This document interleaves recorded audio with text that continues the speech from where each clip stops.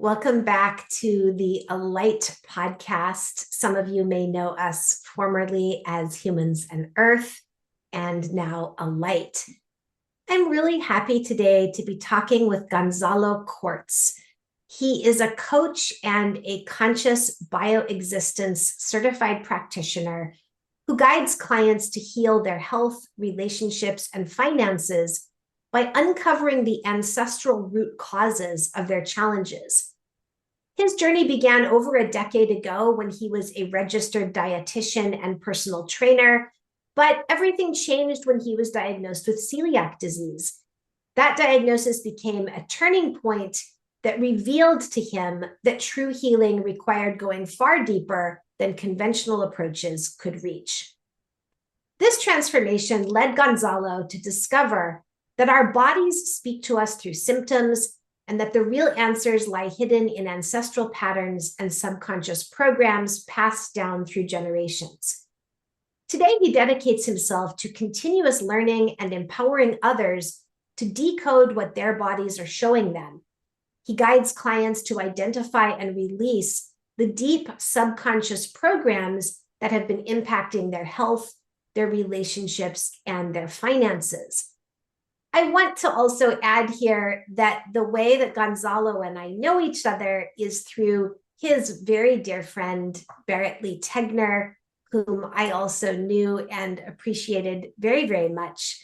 Barrett is no longer on planet Earth in physical form, although I think a lot of us who really loved him know that he's doing magnificent things in other forms. But Barrett connected me and Gonzalo and his partner Lizzie in the spring of 2024 when my dog Stella was elderly and unwell. And some of you may have heard podcast episodes where I talked about Stella's transition and some of my own transitions after she left. And I know that in one or two of those episodes from spring, summer 2024, I mentioned that I had had really pivotal support from animal communicators. I think I may have mentioned you and Lizzie, Gonzalo.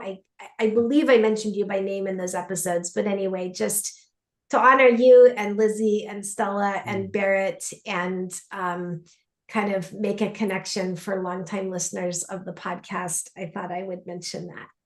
So really nice to have you here today. Yeah, thank you for the invitation. I appreciate it. Yeah, beautiful to it's be great here. to see you. So you're a citizen of the world. I know you're in Mexico now, which I believe is where your partner Lizzie is from. Yes. Are you originally from Uruguay? Is that correct? Yeah, I was born in Uruguay, and when I was 14, I moved to the US. Okay. So I spent over half my life in the US. Yeah. On the mainland or in Hawaii? Because when you and I met, you were in Hawaii. Yeah, it was mostly Massachusetts. And then I was almost 3 years in Hawaii. So the last 3 years, and then I left. I went back to Uruguay. Now I'm in Mexico. Yeah. So you're definitely a citizen of the Americas for sure. Yeah. So tell us what your path has been like so far. It sounds like your original career position was as a dietitian and a personal trainer. So you started kind of with the really important basics of fitness and nutrition, and then so much flowered onward from there. So tell us whatever you want to share. Yeah, thank you. Yeah, so I went to school to become a registered dietitian. And when we finished our bachelor's degree, we have to do an internship at a hospital for about 10 months. And right at the end of it, I worked with a dietitian that knew a lot about celiac disease. And the more she taught me, I'm like, wow, I started making connections and I'm like, I might have that. So I went to my doctor, I asked to be tested. Ended up, I had celiac. By that point, I was already working as a personal trainer at a gym. And doctors were not really offering a lot of support. It was just avoid gluten and that's it. And you'll have this for the rest of your life. Yeah. So I started going more into holistic health. And I was doing a lot of courses, a lot of studying, a lot of research. And I found a teacher in holistic health that talked a lot about spirituality and emotional healing and a lot of deeper topics as well. So that's when I realized, okay, I want and I need a more holistic approach to find better answers for what I'm facing. Yeah. I'm really nodding because this has been my path too. And I think I just want to highlight this has been so many people's path where, I mean, I also have celiac, as I mentioned to you, and lots of people in my family do. But exactly what you're saying about, like, you think your life's going along fine and you've picked a career that's cool, and then something goes awry with your body. And maybe for some people, it's also mental health. And conventional medicine isn't providing what you need. And then there's this deep dive into the holistic pathways. Yeah. And for me, it was life-changing because also, I had such a drive to find deeper answers for what I was facing, because it was a celiac, and then something else that I've shared online, which was a big driver for me, was going through periods of maybe like mild erectile dysfunction. So for me as a man, that was extremely challenging. And I wasn't really finding answers. And I knew, I'm like, okay, I want to look at it holistically. So from the nutrition, movement, exercise, relaxation, like stress management and everything. But I'm like, there has to be a deeper root to this, maybe a mental, emotional root. So I kept going deeper and deeper. Then I found German medicine, and I started understanding the I love this biological side of things, right? The logic that a symptom has and why the symptom makes sense and why the body has that adaptation that we call a quote unquote disease. So Would it be okay if we paused and you give an example? Because I feel like this is so important. Yes. I want to name just quickly, like, one original leader of this way of thinking in the US. I mean, there have been a lot, but people might know Louise Hay, Edgar Cayce in some ways. But German New Medicine is not quite as well known yet, although a lot of people I respect know about it. Could you give an example so people can understand better? I mean, from yourself, from a client, doesn't matter. Of this biologic and relationships. Yes. An example that I love giving is actually the story of the doctor that discovered this. So it's a German doctor, Dr. Hammer. He was a healthy doctor in a good situation. He was a teacher and worked at a hospital. Well, the teacher part, I might be getting confused on that, but worked at a hospital, really good career. So really good life, married, kids, very good life, healthy guy. Then there was an accident where, like, accidentally his son got shot. And after a lot of challenges of trying to make it through and trying to survive, a few months after that, he passed away in his father's arms.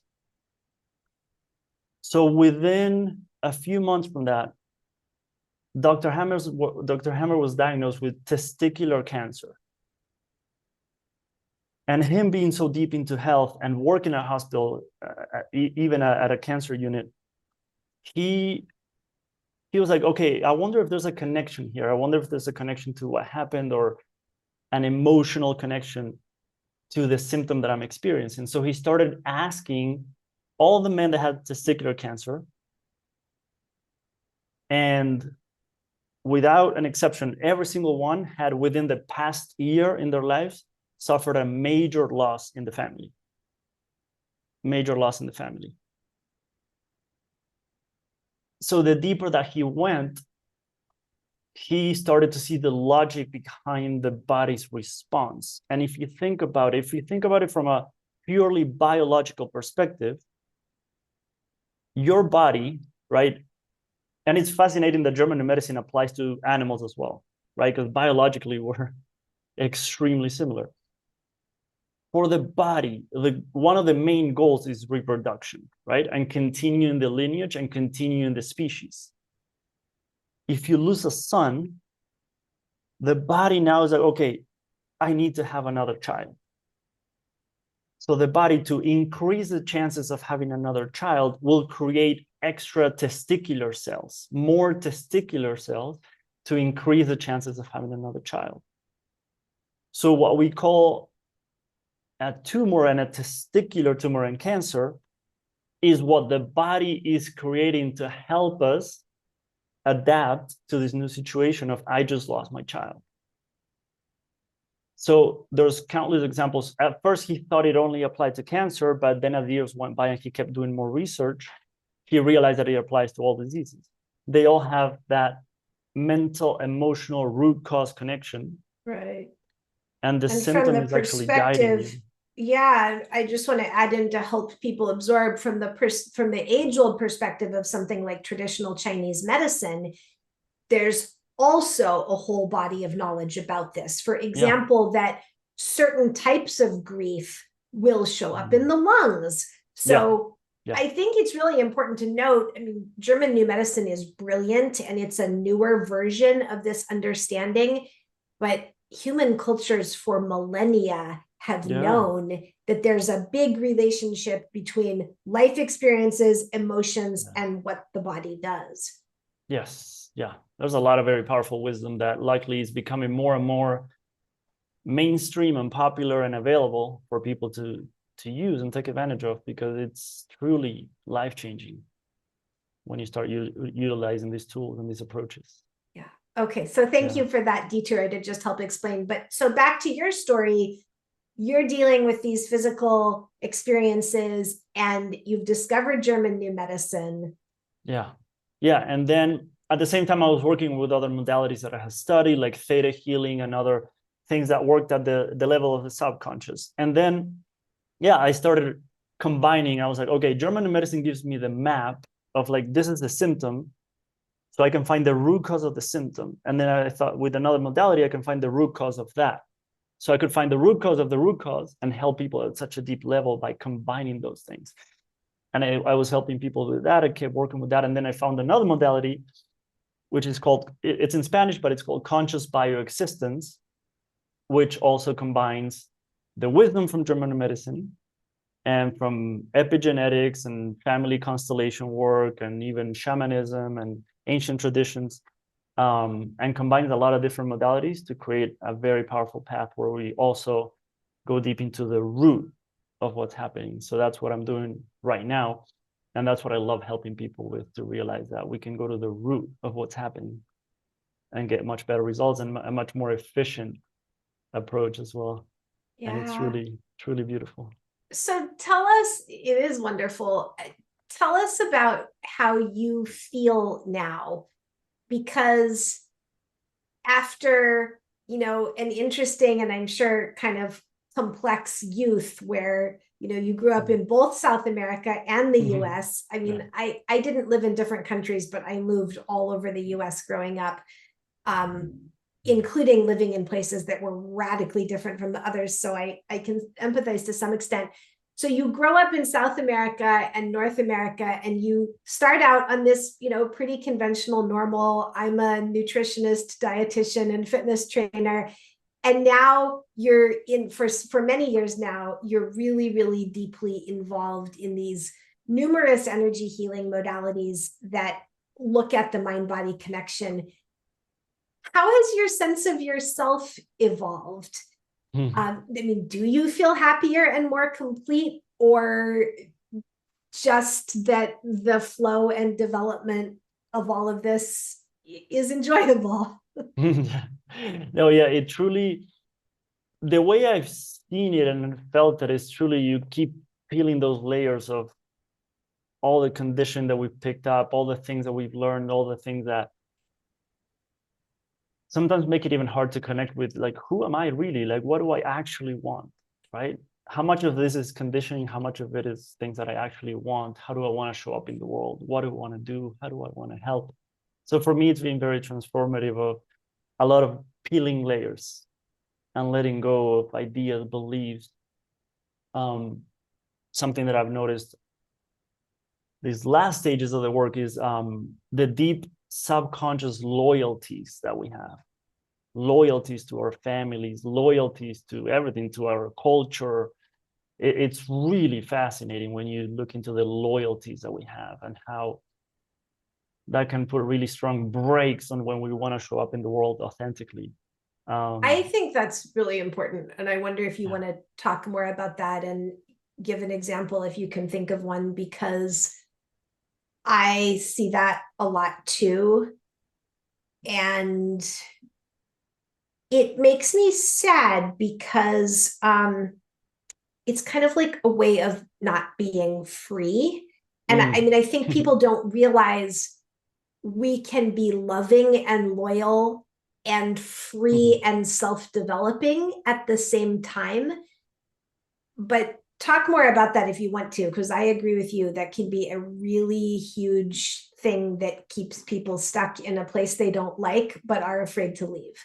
Yes, yes, yes. And I think it's a fascinating topic because I love to remind people, first of all, everything that I'll share today and everything that I invite people to consider, I always say, first, please look at it through a lens of compassion towards yourself. Because there's a lot of conditioning and things that we're working through and looking through, and it's a lot to navigate. So always looking at it through a lens of compassion.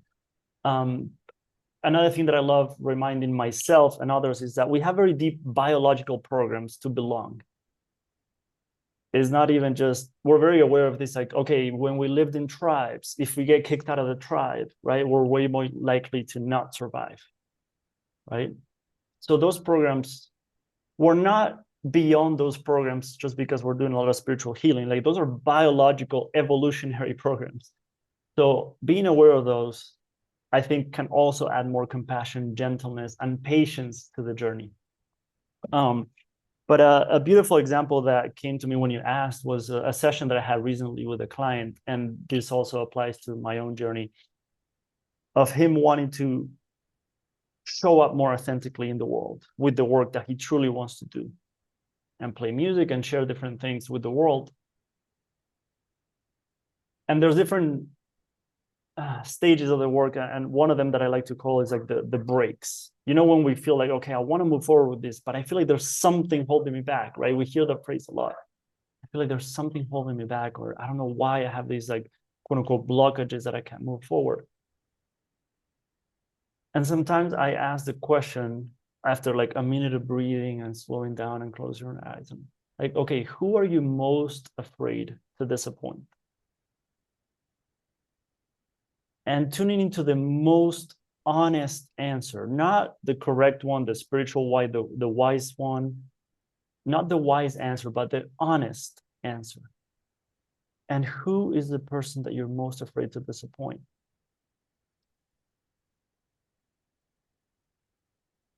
And then there's a variety of exercises that we can do with that. But even just closing our eyes and imagine the person in front of us and having a conversation with the person so that we can get out everything that we never had a chance to express. And all the pain that's in there that has been stored up, and it's been affecting us on so many levels. But it's really powerful to also realize, whether we maybe like it or not, we're going to have very deep, powerful loyalties to our parents. Because when we grow up, that's where most of the conditioning happens. And for us as a little kid, they're God, right? They're like the most incredible, amazing superhumans, and in whatever direction our relationship to them goes, right? Like really good, and I want more connection with you, or I want less connection with you. There's a lot of judgments and programs that are created through those experiences. So when we can go deep enough to the root and do healing around those loyalties of, like, maybe I'm afraid to show up authentically in the world because my dad might judge me, because it's very different from what he grew up in, right? Our parents grew up in a whole different generation where this thing that we're doing today did not exist. And like, I mean, even me mentioning when I started talking more about like my journey with erectile dysfunction, of course I had internal things of like, am I really going to share that? is my family going to see that on social media? But it's also like stepping through that comfort zone. And it's like, even when it's uncomfortable, what feels better for me? How do I honor myself? Right? Am I continue honoring my parents for the rest of my life? Or am I going to finally start to honor myself and my needs? Because I saw, this was a very beautiful phrase that I saw years ago. I don't know the source, but they say shame grows in secrecy.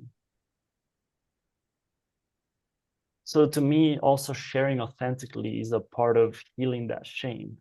Yes, it's so true. And I just want to add, because I think this is a really profound and important point, that I think you're so correct that for many people, it is a parent, or, maybe a grandparent, maybe an important teacher, who's the person they're most afraid to disappoint.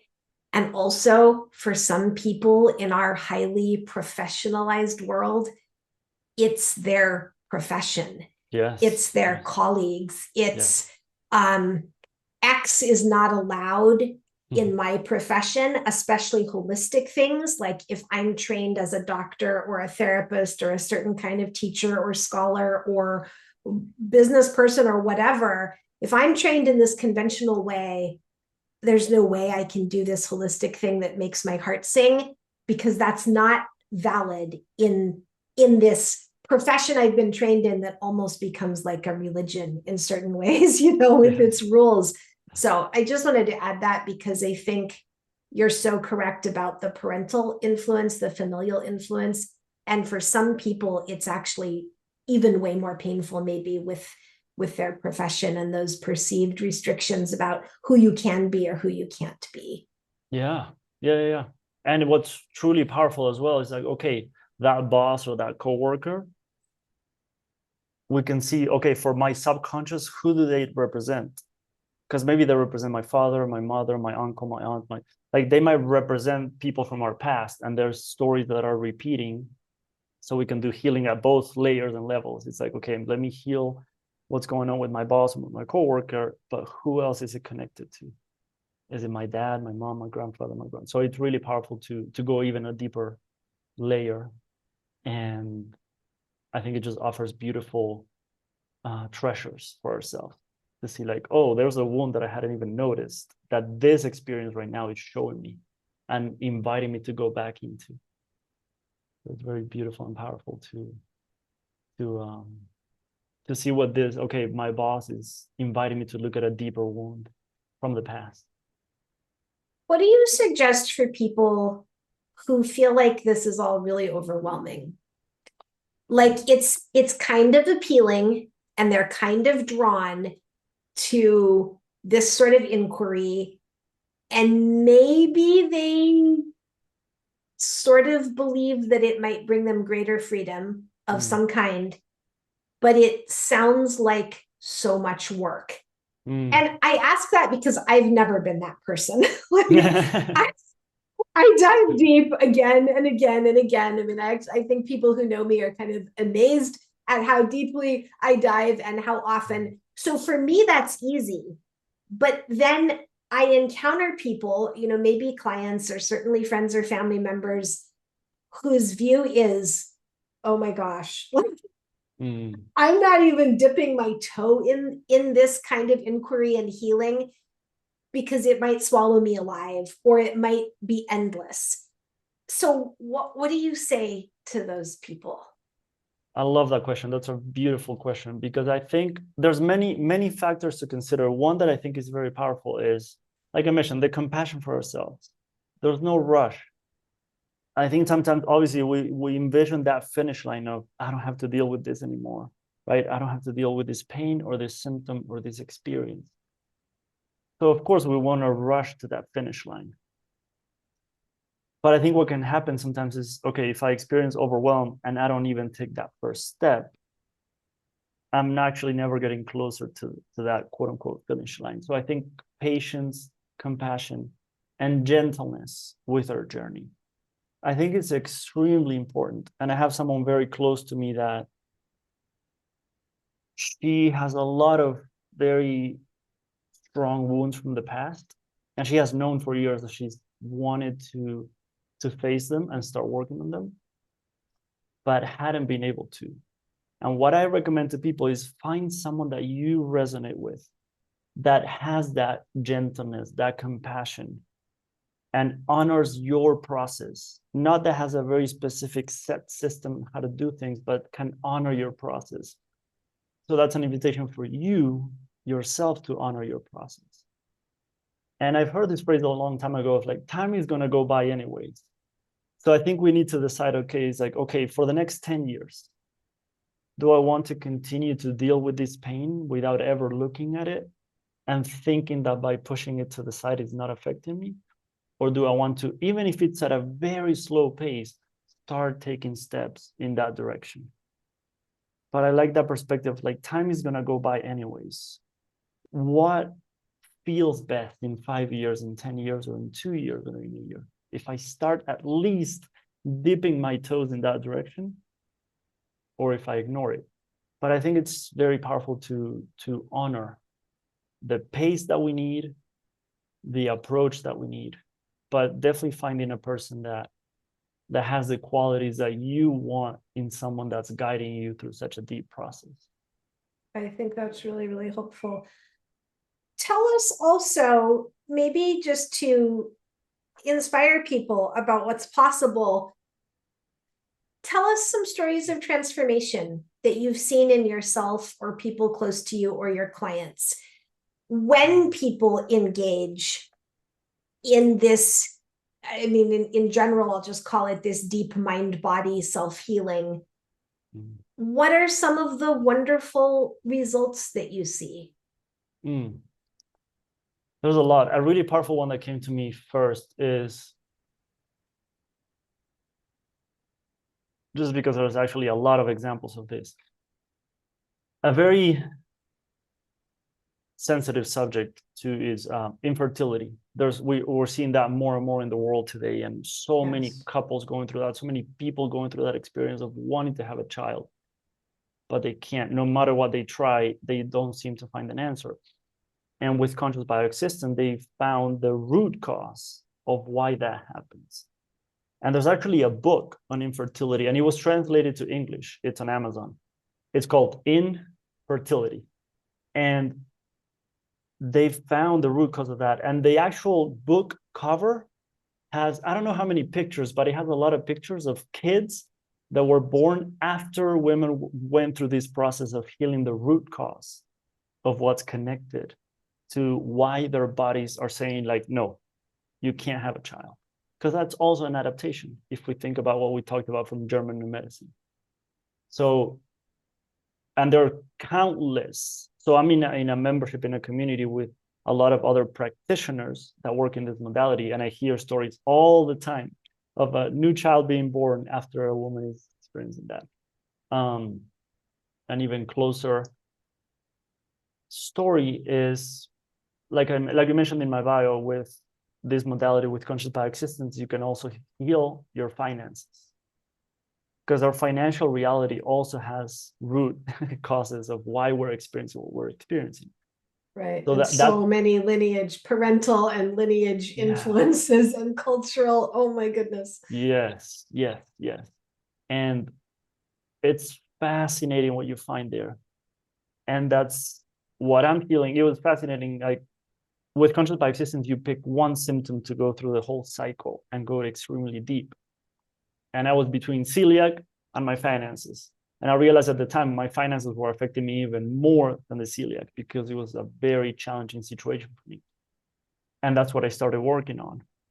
And now I specialize on helping people heal their finances.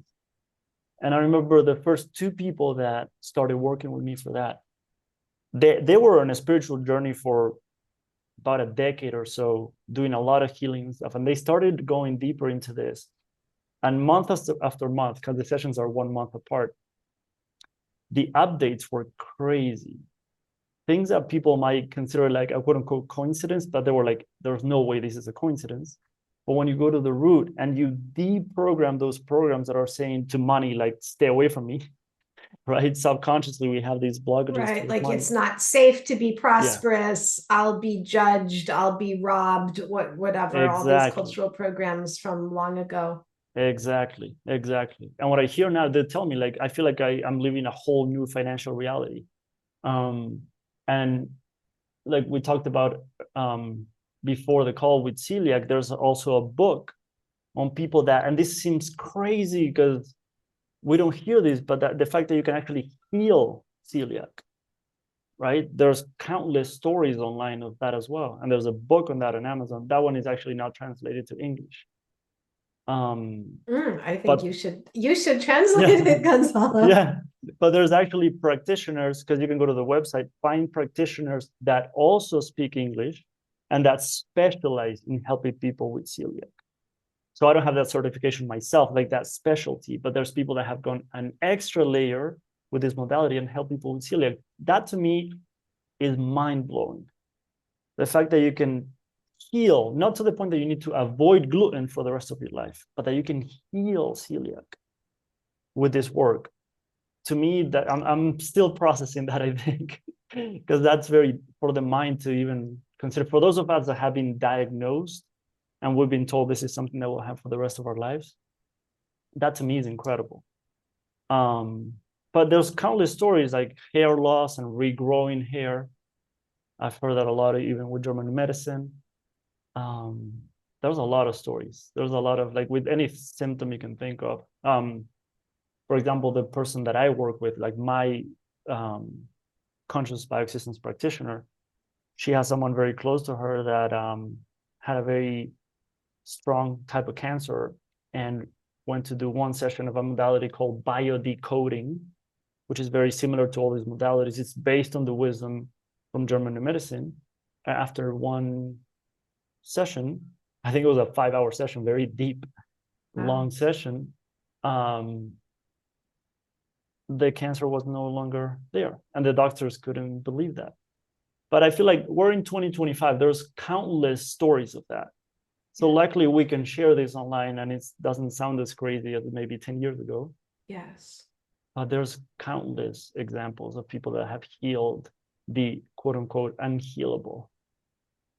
I want to highlight that because that's a long-term interest of mine because of some health challenges I've had. And, my household has a particular health challenge we're working through this year. But I think, from my perspective as a historian and someone who has paid attention to this mind-body research and practices for, honestly, like 30 years now, since I was really young, I want to highlight that I think we are in such a transitional time. Yes. Because exactly as you just said, there is now so much documentation of people engaging with some kind of deep mind-body modality, and they're completely different, whether it's their finances or a relationship or an autoimmune illness going away or cancer, or on and on and on. One exciting place that people can look if they want to see some of this documentation is the work of Joe Dispenza here in the US, because he started as this kind of renegade chiropractor meditation teacher, and now there are top US universities, and I say this as a card-carrying academic, there are top US universities researching what is going on at his events. And you've listed some of the modalities you study where this information is being circulated. Let us know if you can think of any other places where people can go and just kind of get a sense. Certainly the German New Medicine community of these experiences, whether emotional or physical, that have for so long been deemed unsolvable and incurable. That is not necessarily true anymore. And, it is a transitional period. This is not to say that everybody's going to solve their financial woes, their emotional problems, or completely get rid of their disease, because there are all these complex soul stories and how long does your soul want to be here, etc. But I really wanted to highlight that important point that you brought up, because we are living in a time of really interesting change in regard to healing the incurable. And I can't wait to see what happens in the next 5 to 10 years as well. Yeah, yeah. That's why I'm so grateful for people like you spreading this information and sharing all kinds of different angles for people to consider and look deeper into and research. Because like I said, if you can find a lot of videos and podcasts and articles on German medicine, and like I mentioned, the other modalities that use the wisdom from German medicine and combine it with different things,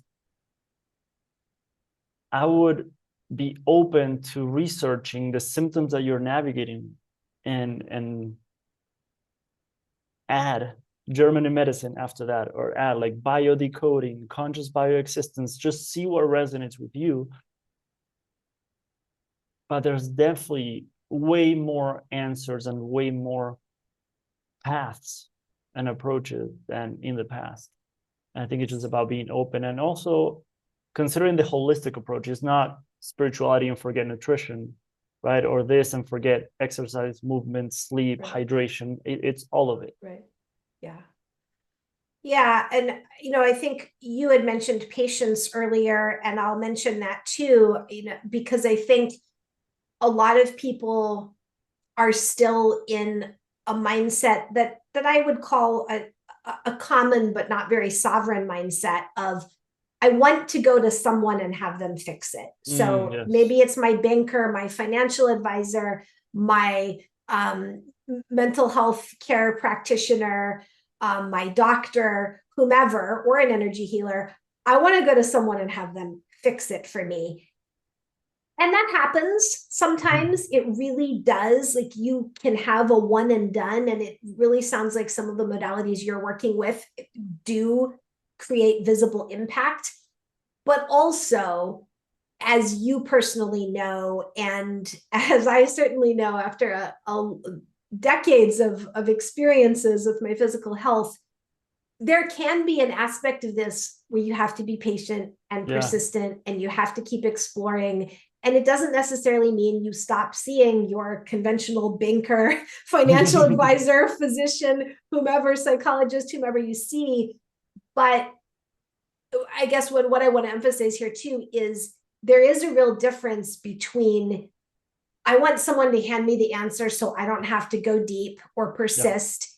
And then this other experience that a lot of us have realized is more sovereign and more realistic of, I am going to have to go deep. I am going to have to explore. I'm going to have to be patient. I'm going to have to persist and keep inquiring, maybe with the same practitioner for some time, maybe with various practitioners. But this to me is the journey of the sovereignty and the self-empowerment. And I don't, if you want to add anything to that, feel free, but I wanted to highlight that.